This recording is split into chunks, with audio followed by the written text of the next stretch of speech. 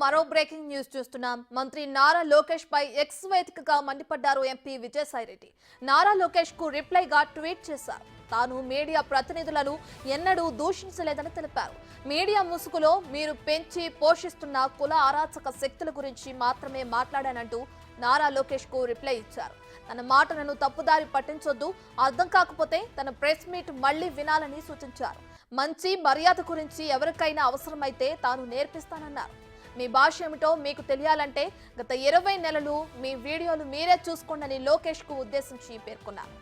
పెద్దల సభా సభ్యుడితో మాట్లాడే తీరు ఇదేనా అంటూ ప్రశ్నించారు.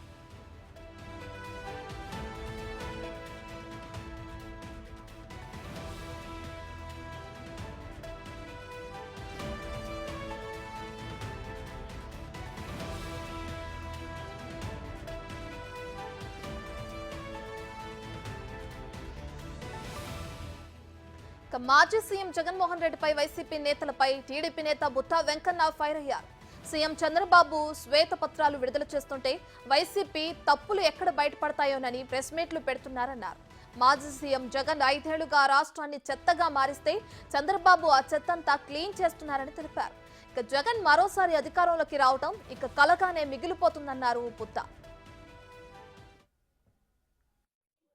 35 రోజులు 40 రోజులు ఉన్నటువంటి ఈ పసిగుడ్డి ప్రభుత్వాన్ని, కూటమి ప్రభుత్వం మీద అప్పుడే సోషల్ మీడియాలో విమర్శలు, చంద్రబాబు గారి మీద విమర్శలు, పవన్ కళ్యాణ్ గారి మీద విమర్శలు, లోకేష్ బాబు గారి మీద విమర్శలు.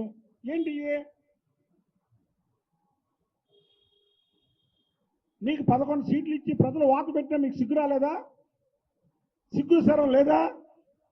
మీకు ప్రతిపక్ష హోదా కూడా ఇవ్వలేదే, ప్రతిపక్ష హోదా లేదే అని ఒక ఇది కూడా లేదా మీకు? మిమ్మల్ని ఈ రోజుకి అసహించుకుంటున్నారు ప్రజలు.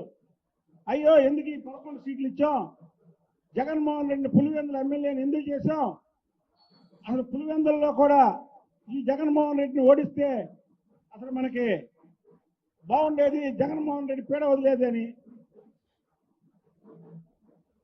దమ్ముంటే ఈ రోజు నువ్వు పులివెందుల్లో రాజీనామా చేసి ప్రజల ముందుకు వెళ్ళు, పులివెందుల ప్రజలు ఏం కోరుకుంటున్నారో తెలుస్తుంది.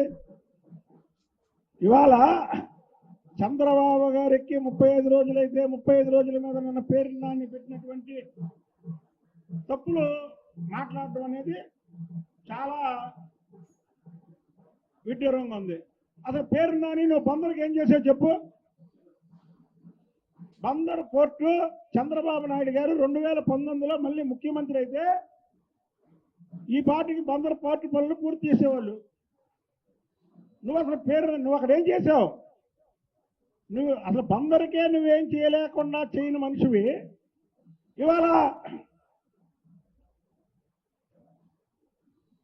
జగన్మోహన్ రెడ్డి మాట్లాడమన్నారు, పిల్లలన్నీ పారిపోయినాయి, నువ్వు పుడింగిలాగా వస్తున్నావు. అమరావతి పూర్తి చేస్తాడు చంద్రబాబు గారు, దాంట్లో రెండో క్వశ్చనే లేదు. పోలవరం పూర్తి చేస్తాడు. మచిలీపట్నంలో 70,000 కోట్లతో బీపీసీఎల్ రిఫైనరీ తీసుకొస్తున్నాం. దాని గురించి మాట్లాడయ్యా పేరు నేనే. ఇక నువ్వు జగన్మోహన్ రెడ్డికి అంత బాగా ఓడినా నీకే పదవి రాదు. ఎందుకు రాదంటే జగన్మోహన్ రెడ్డి మళ్ళీ అధికారంలోకి రావడం అనేది కళ.